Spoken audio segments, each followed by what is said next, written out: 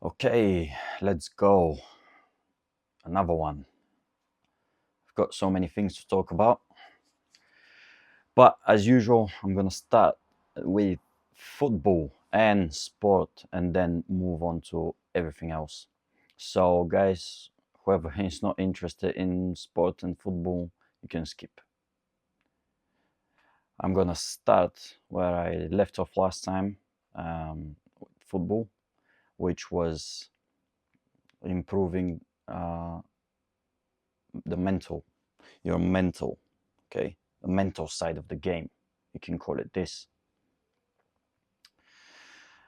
So I want to focus a little bit today on personality and personality traits. And I'm gonna look at this from an individual standpoint and how that affects you and your game, and then how that affects the team. So first, in terms of personality, what I want people to kind of think about and to understand, hopefully, is that if you think about it, your personality, okay, your personality is gonna be the biggest, is gonna have the biggest influence on what you end up looking like as a player. Okay, your playing style, where you play, the position, and everything is dependent on your personality. So me as a coach, what I've tried to do, and I've gotten better at it over time, is I would try and analyze the personality of my player, of a player. Once I've done that, that's a difficult task, you can get confused. Once I've done that, I would start guiding that player towards a role or position that is better suited for his personality. And you can take me as an example. I already mentioned before. I used to be a very attacking player. You know, first off, like striker, attacking midfielder, da da da da. And as time went by, because I was working so hard on all my weaknesses, I started dropping deeper and deeper and deeper. And then at some point, I found myself playing as a centre back. Okay.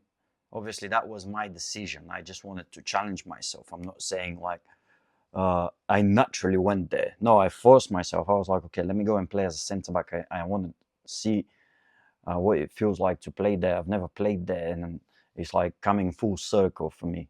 Started off up front, and I've played literally everywhere but centre back. So I've done that. But because my personality and my mindset was always focused on fixing my weaknesses, improving what I'm not good at, and my game became very well balanced. So that is not ideal for an attacking player. It's not that it's not ideal, but attacking players, they don't really have a nicely balanced games. Strikers, they're very limited. Attacking, like wingers or midfielders, they're very attacking midfielders. They're limited, like some of them, most of them.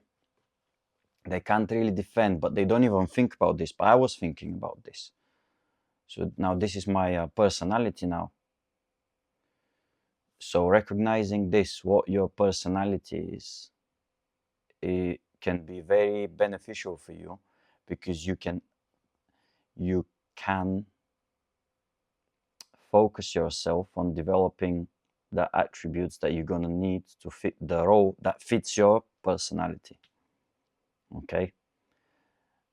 I understand as a child or as a young person, or whatever you want to call it, is difficult to analyze yourself. But really think about it. I'm not saying get a full profile, psychological evaluation. I'm saying think about your behavior in general. Do you tend to be a bit more selfish? Okay. Or do you like pleasing people? Uh, do you feel bad when you hurt someone else, or just general things like that?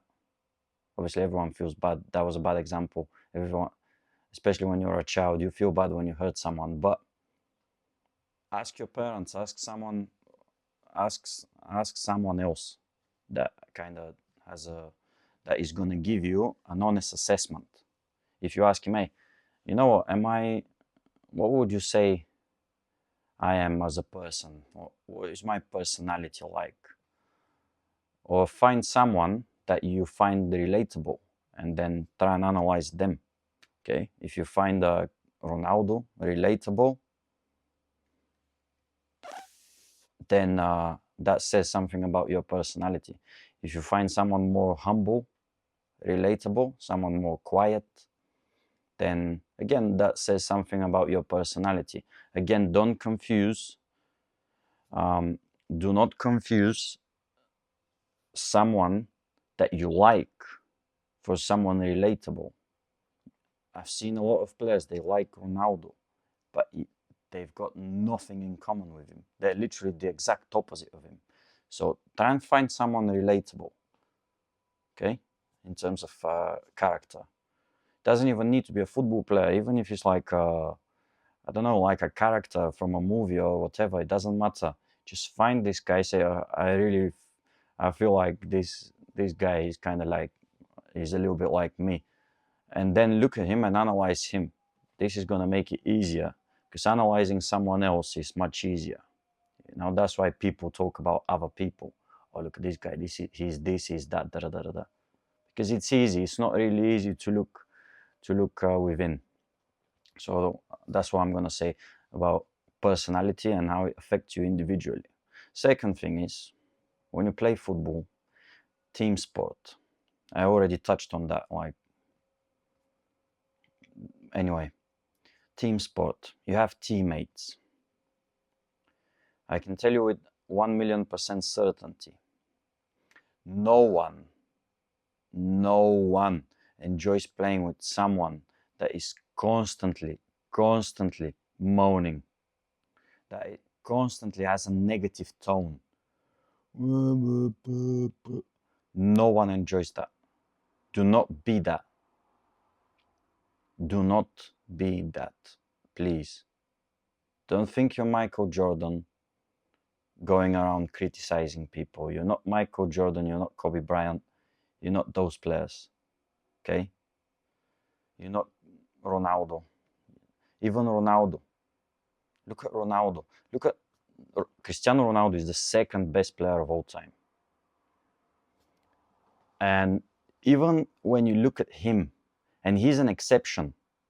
Because he's got like exceptional skill. Look at when he was at Real Madrid, no one talked about Benzema. Why? Because everything was on Ronaldo. Okay, so the game revolved around Ronaldo. Benzema took a back seat. He couldn't really enjoy his game. He couldn't really play to his fullest potential. Once Ronaldo left, all of a sudden everyone's talking about Benzema. Why? Well, because Ronaldo was taking all the credit and everything. And everything was me.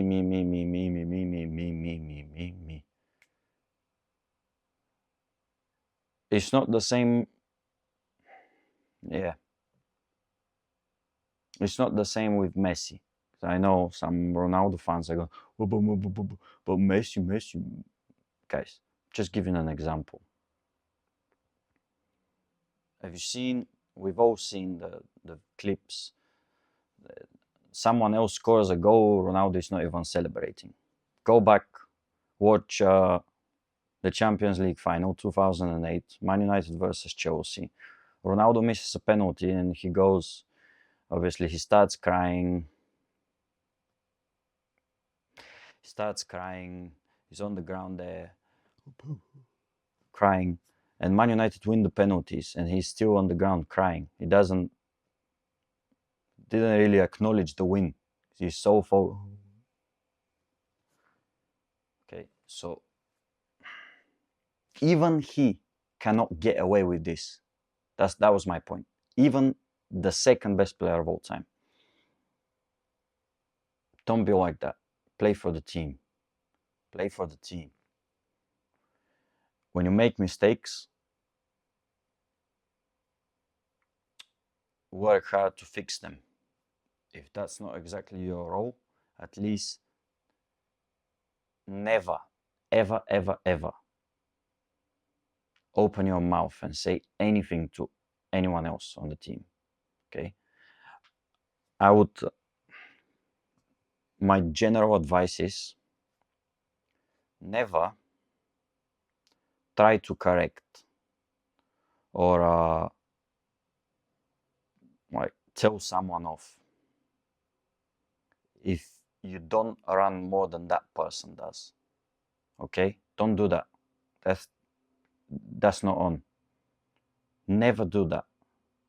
Because who are you to correct or to ask something from the guy that works harder than you? Okay? Don't do that. That's off. And I've seen so many players do that. Attacking players, especially, or defenders. Defenders going off at attackers, attackers going off at defenders. Just don't do that. Cut it off. Quiet. Do your best. Play your game. The striker, he can miss a chance. That's fine. The defender can make a mistake and you can concede a goal. That's also fine. So it's part of the game. Criticism, you need to understand that criticism has a positive impact on a tiny, tiny, tiny percentage of players that play football. How many people you know that you can go and criticize and they respond positively? How many people respond positively and how many people become defensive and start having a go back at you? Think about this. It's the same when you play football. It's exactly the same when you play football. And it's even worse. Why? Because everyone is like excited, you're running around and all that. Stop criticizing. If you're gonna say something, just give information. Someone makes a mistake, someone does not pass the ball to you. Tell him, I was open, you play me here, I would have scored a goal. But don't go, oh, pass the ball, and start going over the top. What are you doing? Or not even this, most children. What are you doing? Or shouting and screaming. Stay quiet, stay calm, and work extra hard. That's the recipe for success. When I play, guys, anyone that's ever played with me, I would actually challenge anyone ever to remember an occasion where I lost my temper and started shouting at someone else, at a teammate, or I told them off, started barking at them. Find that, and I'll happily say sorry. I was wrong. I actually,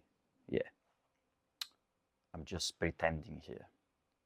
Find that, and I'm very confident saying that I just don't do it. It's never been me, because I hate players like that, and I never do it. And usually, I have the right to do it because I usually play very well, and I usually run the most on any team that I'm on, and work the hardest. And I still don't do it. Just go out there, do my job, try to help my teammates. That's it. So drama free, keep it, no drama. Don't shout. Don't have a go at your teammates. The team you need to work as a team, as a unit, together. Togetherness is important, okay? If you like the person that you play with, you're very likely to play better than if you don't like that guy. If you're like, I can't stand this guy, and then you play. You're gonna enjoy the game more when you play with people that you like. So it's in your best interest to be a likable person and a teammate that everyone wants to play with. Okay, moving on. Sorry guys, it cut off for a second. Someone called me, so I had to pick up. Anyway, moving on. Before I answer some questions, there was something I wanted to talk about. I've got a problem with this particular thing. So you know when people say, oh, your 20s are your best years. That's the best time of your life. And I'm not necessarily saying it's not true. But when people say it, they use it as a justification for everything. Okay? This justifies everything stupid that I'm about to do. Everything irresponsible that I'm about to do. Just basically everything that you want to justify, you just say, oh yeah, I'm 20. Now is the time to do stuff like that. How does that make sense? Okay. What I'm gonna do is I'm gonna break it down now. Why are the 20s the best time of your life? And if that's the case, if that truly is the case, I'm 26 now. So what, I've got 4 more years, and then what? Is it not gonna get any better than this? Is that it? Is that what you're telling me? If that's the point, jeez, I don't know if I wanna go on. Yeah, now 29 and 364 days. That's where I'm gonna stop then. You know, it's just stupid. It's stupid just thinking about it this way. And let's break it down. Why do people say that? I'm just gonna talk in general. When people go, oh yeah, that's the best time of your life. Da, da, da. What do they mean? They mean you have the least responsibility. Okay, you've got the most freedom, least responsibility. This is what people classify as best. So can we just think about this for a second? You've got no responsibility or minimal responsibility and a lot of freedom. It does sound good, but tell me a single person that ever did anything, or that was remembered, or did something significant. Tell me a single one that basically all his life did this, had no responsibility about nothing, carefree, and just freedom, and just did stupid things. So give me one person that did this and like people look up to. Where is that person? Think about why. Well, this is all led by just very primitive desire for pleasure. And there is a quote. I'm not really big on quotes, but this quote, Viktor Frankl, when people are struggling to find meaning, they distract themselves with pleasure, or something along the lines. But I like this quote. When people struggle to find meaning, they distract themselves with pleasure. This is very accurate. Let's go back to the topic. Why are your 20s your best years? Okay, if you want to do anything meaningful and significant, Why would it? What exact? So let's say now we're just starting to talk, just hypothetically. Let's say I'm 30 now, and I still have no responsibility, so I don't really have a family, and I've got a lot of money though now. I've got a lot of money, and I still have no responsibility. Is it not going to be better? Why not? My point is, it could be potentially. It could be. It could be better, just hypothetically. Hypothetically, it could be better. So, what is the only thing that you have in your 20s that that is you're never gonna get back, that is different from all the rest of all the rest of the time that you have in your life? Think about what it is. What is it? You can be free when you're 30, you can be free when you're 40, you can be free when you're 50, you can have fun when you're 30. I haven't seen like all of a sudden when you turn 30 and all of a sudden you can't have fun anymore. You're unable. No, you still can. You still can go and drink. You can do literally everything that you wanted to do. You can. Everything but one particular thing. And what is that? This is, you cannot reach your physical peak when you're past 30. Once you get to 30, that's it. Your physical peak, that's over. So the peak of your strength and your potential is gone. It's never coming back. That was it. You'll never be able to run as fast as you could have in your 20s, or to be to have as much endurance as in your 20s, to be as strong as in your 20s, to recover as quick as in your 20s. All those things. So your physical prime is done, is finished for most things, but for athletics specifically. Because I think maximal strength, I think maybe you can get there even after your 20s are over. But athletic potential, that's what this is never coming back. Never. So this is the only thing.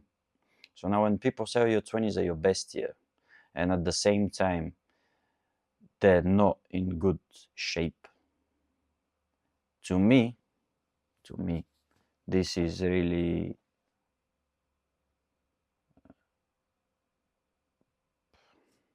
stupid, honestly. You are never in shape. What do you mean? If your 20s were your best years, and then 30, 40, 50, however old you are just remembering, oh yeah, my 20s. That means that you messed up somewhere. You messed up. You didn't do what you were supposed to do. You did not. That's why you're looking back at your most carefree and irresponsible years. And you look back at them like, oh yeah, it was so nice. Why? If you're okay, if like you're a strong, responsible person, you're okay with responsibility. Responsibility is actually nice when you can take it. It gives you a sense of purpose, and it gives you a sense of fulfillment. Okay, I'm carrying this responsibility, and I'm doing well. Okay, I'm doing well, and I've got this to do and that to do, and I'm doing it successfully. Are you not going to be happier? You will be. If you set yourself up properly and the right way, if you put in the work, there is no reason to say that. So the only thing that I see as special in your 20s is your physical ability. You're never getting this back. So I really don't know when people don't see that and they don't take that seriously. They don't take it seriously. They have a million excuses and justifications. Well, yeah, I don't really care about that. It's not really important. It's not this. It's not that. You know the analogy that I make. You know, when some people say, "I don't want kids. I don't want kids." Find a single person to ever live that was like healthy, not sick in the head, that had kids and they said, "Oh, I regret having kids. I shouldn't have done it." Ah, no, that was the biggest mistake of my life, having kids. No one has ever said that. It's exactly the same with getting in shape. No one that got in shape said, "Oh, I regret getting in shape. That was a dumb decision. Why did I do that? I should have stayed fat and unable to move properly." No one ever said that. People that try to play this down and the importance of physical ability and activity and athletics, people that put no emphasis on that have most likely never been fit. Most likely never been fit. And it's not a good thing. You want to experience the strength of your body. You want to do something that you want to use your body. You want to move. There is nothing better than movement. Just when you develop those skills, if you're highly skilled in a sport, just experiencing the movement of your body in a skilled manner is so pleasant and enjoyable, and it's just something that you just need to experience this. If you don't know, you don't know. When you perform to the absolute top, to the maximum of your ability, there is something so beautiful about it and so pleasant that nothing compares to this. Nothing.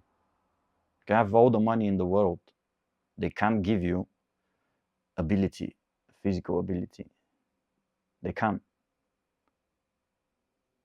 You can only get that with youth and working on it, working hard, putting in the time.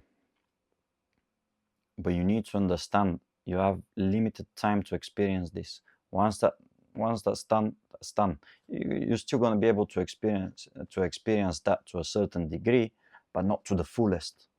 I'm never going to be stronger. I'm never going to be faster, more agile, and I'm never going to be able to move better than how I do now. So, yeah, take that into consideration. I'll give you an example with myself. I'm 26. I recently turned 26. I'm going to be 30 in 4 years. 4 years, that's about 1,500 days away. So I've got this before I start declining physically. Obviously, I'm not going to fall off a cliff. I'm going to decline very slowly. It's going to be imperceptible. Okay, I'm going to stay fit and healthy till I'm 80. More, 90, 100, doesn't matter. I'm going to run a marathon at 100 years old. I'm going to break the record for a marathon at 100 years old and many more records. That doesn't matter. That's a bit, But anyway, I'm never going to get my physical peak back, regardless of what I do. It doesn't matter. I can have everything else. I'm never going to have my physical peak back. So I only have 1,500 days to really experience it and enjoy it. And then it's done. Boom, it's over. I can have all the alcohol in the world, date all the girls in the world, party, attend all the parties in the world after I'm 30. I'm not saying I'm gonna do it, but I'm saying, I could. So think about this, and also, yeah, please take that seriously. You only have a limited time. I was 18 yesterday. Today I'm 26. In 4 years I'm 30 and it's over. Boom. So if you think about it, between 18 and 30 you have 12 years. 12 years by 365 days. Let's do the math now. That's 360 plus 720. That's about 4,500 days, roughly. And that's it. Boom, done. So you can only play so much football. You can only run so many miles. You can only lift so much weight. It's finite. And if you remember, I talked about how much time it takes to become an expert at a certain domain. So if you're doing a sport, in your physical prime, you've got about, let's say, 5,000 days to experience it to the fullest. 5,000 days. It's not that much, to be honest. At least for me, it's not that much. And especially if you want to do more than one sport, and if you want to be like effective at it. If you think, I've played football for a long time, for 20 years now, probably, but I have all these other interests. Like I'm very curious. I like combat sports. There is so many combat sports, and I need to live with the idea that I'm not going to be able to become proficient at all of them. There is other sports. I would like to play tennis at some point, but I had to choose. So I would never know what it's like for me to play tennis at a high level. I'm just gonna have to be happy with playing a tennis for walking tennis or whatever. When I'm older, let's say when I'm 40, I'm gonna start playing tennis, get good at tennis. But I'm gonna be good, but for a 40-year-old, it's not the same. It's not the same. And so many other sports that I like. Should I keep going? Basketball. Basketball is a nice game. I'll never be good at basketball.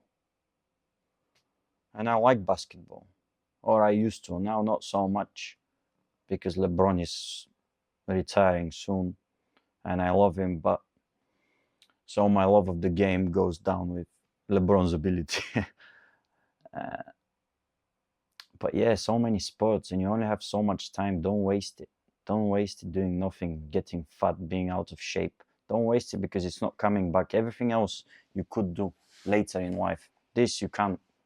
You can't. Enjoy it while you can. Stop. Don't waste time.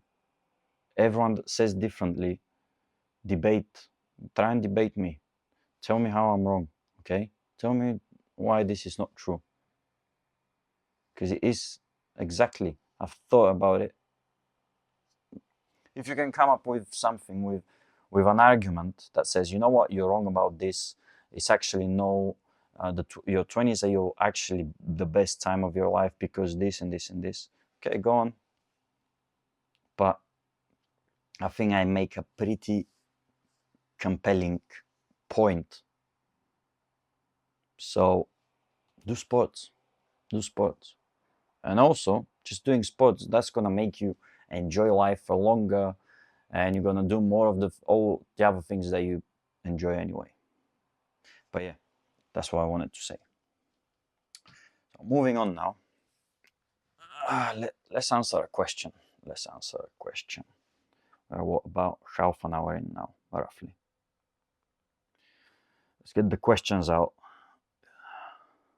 Let's see what we've got randomly.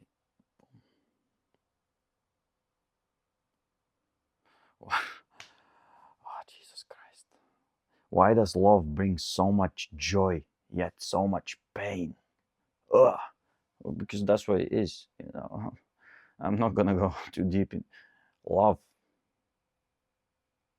Why does it bring so much joy, yet so much pain?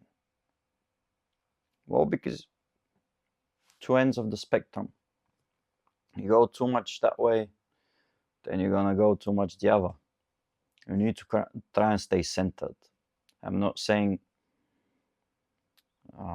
Some people say when when I'm hesitant to get too excited about that, or you don't live life to the fullest, you don't experience the full range of emotions. That's not the case. You just appreciate them more, knowing that it's gonna end. You don't attach yourself to those emotions too much. I'm not talking particularly about love, but just enjoy the moment. Just stop for a second when you're experiencing pure joy, let's say. In the moment, realize, wow, that's amazing. What's happening now is amazing. And just in your head, just say, it may never happen again. If that's the last moment of this, I'm happy it happened. And then be ready to be ready for it to be over. I know it sucks, but you need to accept it. It's not in your control. If it comes your way, good. If it doesn't, you need to be able to deal with it. So that's the nature of love. I don't want to become Shakespeare now, but here's where that's what it is. That's what makes it beautiful, because it's very, very, very elusive, very difficult. And it's a special thing when it happens. It doesn't happen very often, and most of the times it's temporary. So appreciate it. Do your best.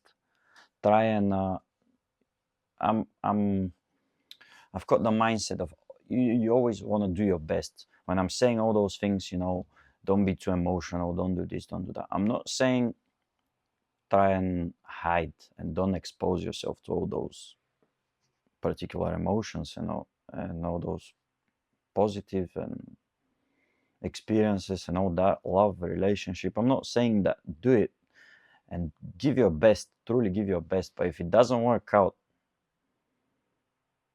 say, okay, it didn't work out.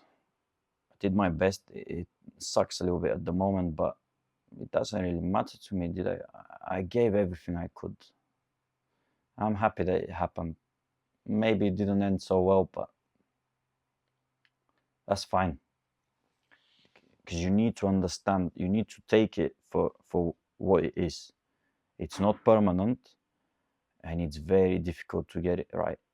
Like relationship, love, like finding the person that's for you, it's very difficult. And also love and relationships, I'm gonna talk about that some other time. But there are different types of love. I think love in a relationship is that's not the highest form of love.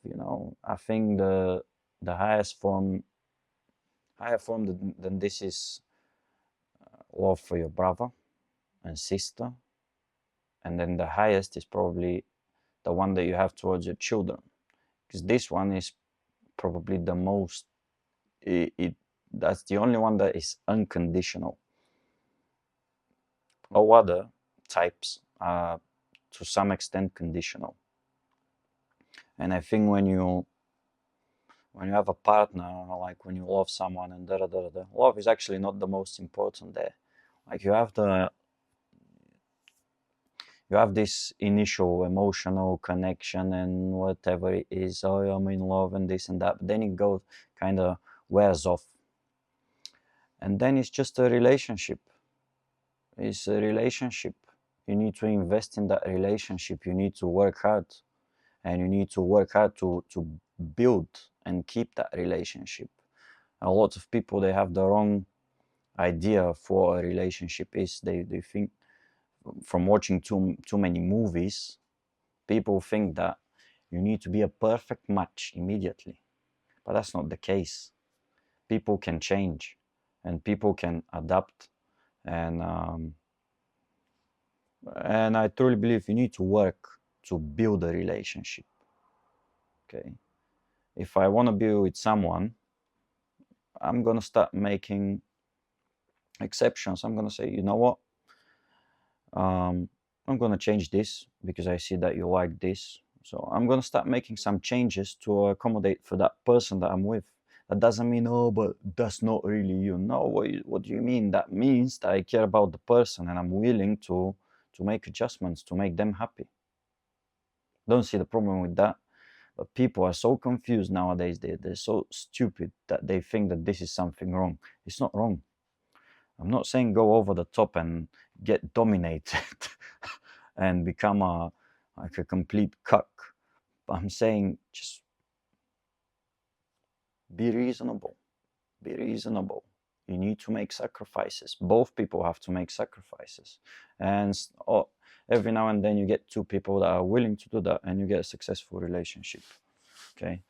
But if you're the one, I'm guessing you're you're a man or a male, maybe a boy. You can't be the only one doing this because it ends not so well for you.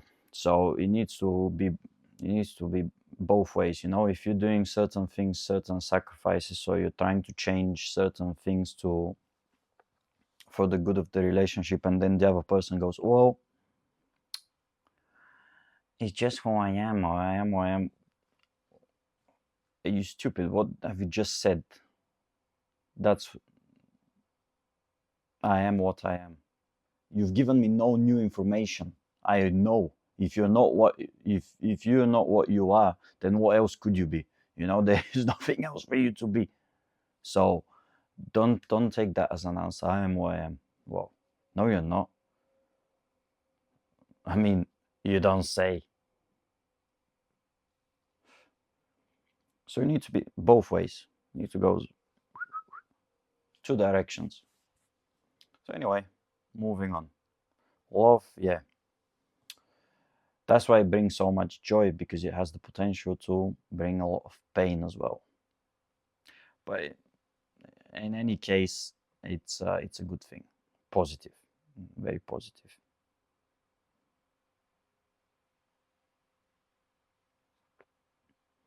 What would you say is the most important purpose in life? Whoa, heavy, heavy hitting.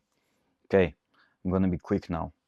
The most important purpose. First of all, we can all agree that there is no one purpose that is gonna be accepted from all people. So for every person, uh, they're gonna have different purpose, and different thing is gonna give ultimately meaning to their life. Okay, this is individual. The most important purpose in life, but I would say, in general,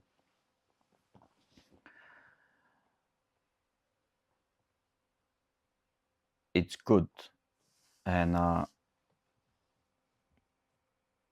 not saying this is the most important. I'm just saying, from reading and thinking and experience and all this, if you think about it,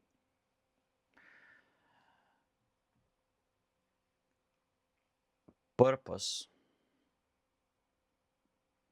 most people that have purpose, they find something bigger than themselves to strive for, or to work towards. So find something that is bigger than yourself, and you can find purpose in this. Okay, the question is it's not very specific. The biggest purpose, you can't say what the biggest purpose is. I'm saying your purpose often lies in something that's bigger than you.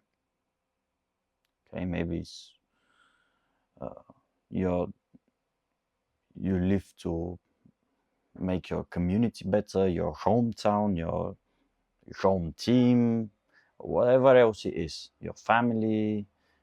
It depends on you, how far you can see. Some people, they can't see any further than their nose. So their purpose is themselves. Stay away from those people. Some other people, they can extend to their family. Okay, that's up to them. Some other people, they see further. Okay, so let's say that their neighborhood, and then some people, they have this massive vision, and they're very ambitious, and they want to make the world a better place. Okay, so yeah, you have different types of people. You need to see what kind of person you are, but just don't be the first type, if possible. We don't really need the first type. First type, if you ask me personally, I just say that's just a waste of air and oxygen. Honestly, waste of oxygen. Go and take your selfishness someone else, please. Somewhere else, please. Don't really need it. Don't really care about it. Just bleh. Um, you can see my facial expression says enough. Bleh. Yeah. Oh, I just remembered what I was gonna say. What I said last time. Guys, I was gonna read something by Bertrand Russell.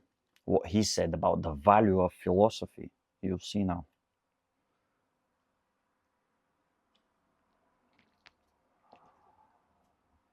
By the way, iced tea. If guys, when you want to drink something, it's better to drink distant. Uh, Pepsi, Cola, Fanta, or juice or whatever else. Less sugar. So drink iced tea. If you can't drink water, if you don't want to drink water, drink this. Better. Less sugar than Coca-Cola and all the rest. So let's find out what Bertrand Russell said. It's just beautiful, honestly. Just here, listen. Bertrand Russell, The Problems of Philosophy. That's the book. It's a very small book, guys. Everyone can read it. So, the value of philosophy. The value of philosophy is, in fact, to be sought largely in its very uncertainty. A man who has no tincture of philosophy goes through life in prison, and the prejudice is derived from common sense, from the habitual beliefs of his age or his nation, and from convictions which have grown up in his mind without the cooperation or consent of his deliberate reason. To such a man, the world tends to become definite, finite, obvious. Obvious common objects arouse no question of unfamiliar possibilities and whoa, let me start that sentence over. No, can't really see properly. To such a man, the world tends to become definite, finite, obvious common objects arouse no questions, and unfamiliar possibilities are contemptuously rejected. As soon as we begin to philosophize, on the contrary, we find, as we saw in our opening chapters, that even the most everyday things lead to problems to which only very incomplete answers can be given. Philosophy, though, is unable to tell us with certainty what is the true answer to the doubts which it raises.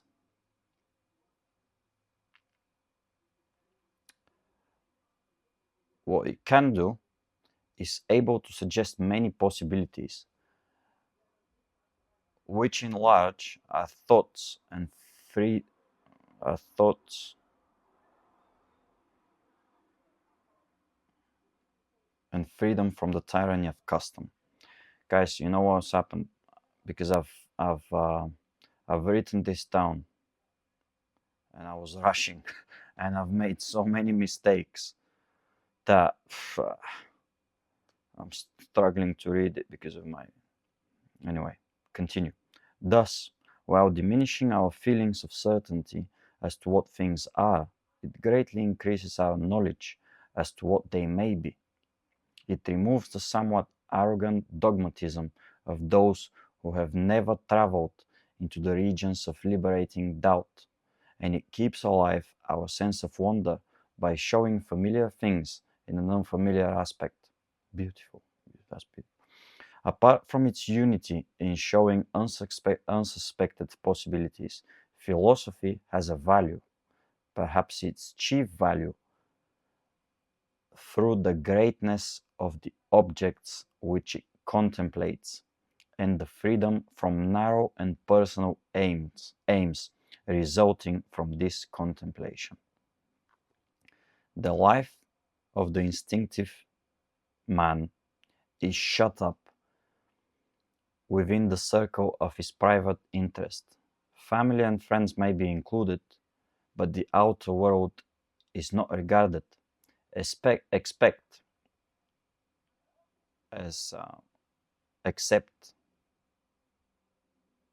as it may help or hinder what comes within the circle of instinctive wishes.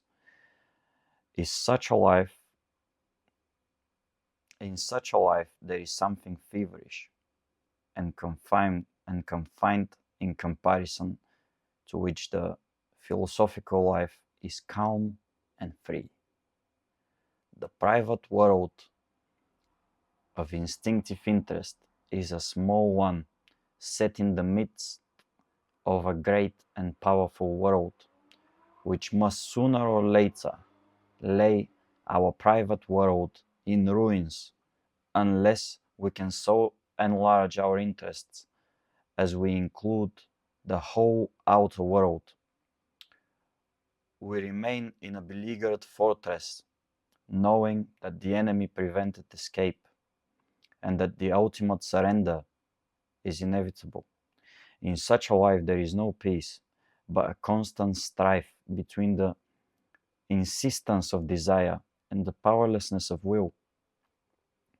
In one way or another, if our life is to be great and free, we must escape this prison and this strife. One way of escape is by philosophic contemplation. Philosophic contemplation does not divide the universe into two hostile camps, friends and foes, helpful and hostile, good and bad. It views the whole impartially. Philosophic contemplation, when it is unalloyed, does not aim at proving that the rest of the universe is akin to man. All acquisition of knowledge is an enlargement of the self, but this enlargement is best attained when it is not directly sought. It is obtained when the desire for knowledge is a lone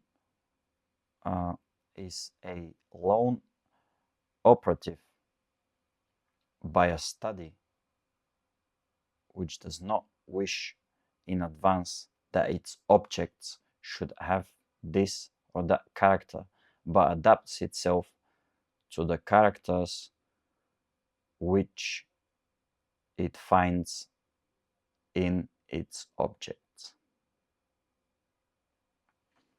That's beautiful. Obviously, Bertrand Russell, one of the smartest men to ever live, he's put it in such a way, he can use words in such a way that is beautiful, and some of the words that he's used are a bit outdated and they're a bit more difficult to, they're less common. Tincture and all those. Tincture. So, but yeah, listen to this again if you want, or if you want, find the book, read the book. This is the value of philosophy. It helps you to see further than your own nose. It liberates you from your, he just said it, just all those basic animalistic desires that everyone has. The reason you can sit and think, as he said, impartially. I'm not going to use the word objectively, but impartially, in a calm manner. Just sit and think. Contemplation, philosophic contemplation. So that's beautiful. I could never, ever, ever say it in any better way than this. I can try 1 million times. I'll fail. Uh, I'll fail every single one of them. But that was beautiful, beautiful. That's what it is. Philosophy. It helps you free yourself from all your prejudices, biases, and all those things that were put in your head without you even knowing. Philosophy makes you free. Okay, before that, you're not really free. Philosophy helps you think for yourself. That's what it is. But what I want to say is, before, guys, you go and start learning philosophy and doing all this, make sure you're doing something productive. Okay, something practical. Do something else. Even Plato, guys, you know what Plato said?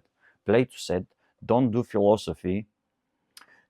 Plato said people should not be taught philosophy before they're like 40 or 30 something. So before they're adult.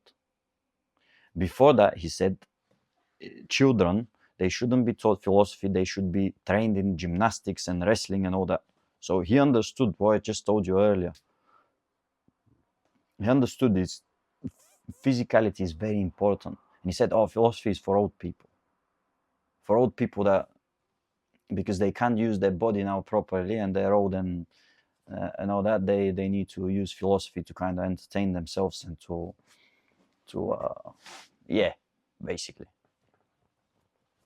So do something else first. Make sure you're not just sitting in a chair in a room going, yeah, because that makes you, it doesn't make you a great thinker and a free spirit. It makes you a moron. It makes you just a lazy person, a lazy, annoying person. I know that's what I'm doing. That's that's exactly what I'm doing right now. But I would never, ever, ever open my mouth if I'm not doing 10 times more while I'm not speaking. So for everything I said, I've done 10 things. That's kind of my general rule. I don't even speak the rest of the time. I'm kind of quiet because I'm thinking and I'm busy. I'm working all the time, doing this, doing that, studying this, studying that. So I'm doing, first go out and do stuff and then spend time thinking. And only after that, spend a little bit of time talking if you want. But don't just go and talk and you've done nothing. All day you've done nothing. The day I stop doing what I'm doing and the day I start pushing myself the way I do, it's gonna be the last day you ever heard from me.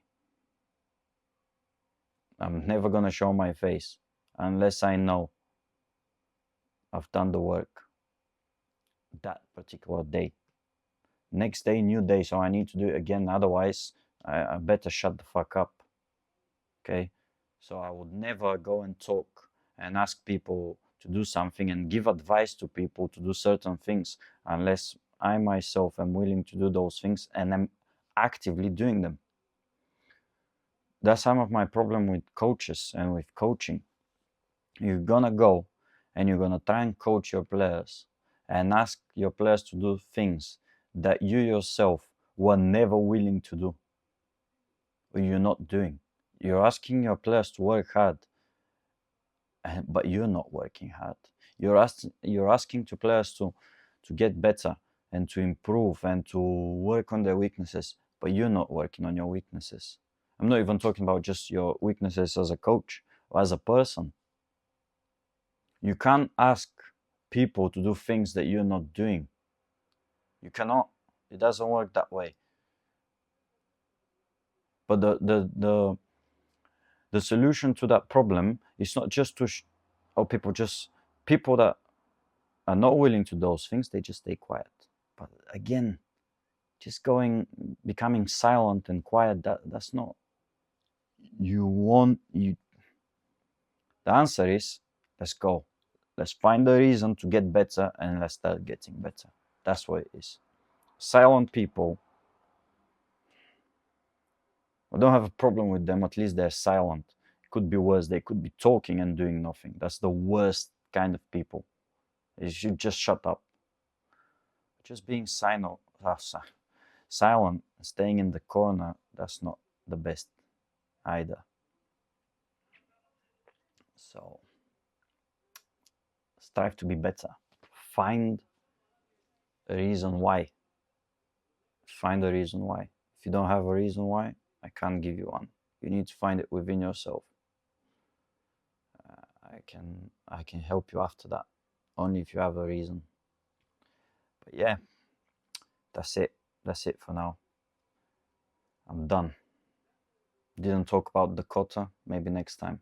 I didn't upload the.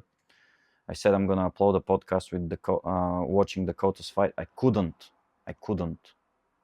I was so far off my baseline emotional state that it was just too much. I can't put that online. I was celebrating too much. I was getting too excited, too happy. Not good. I can't. Yeah, that's not gonna go up. So yeah, I'm gonna be back next time.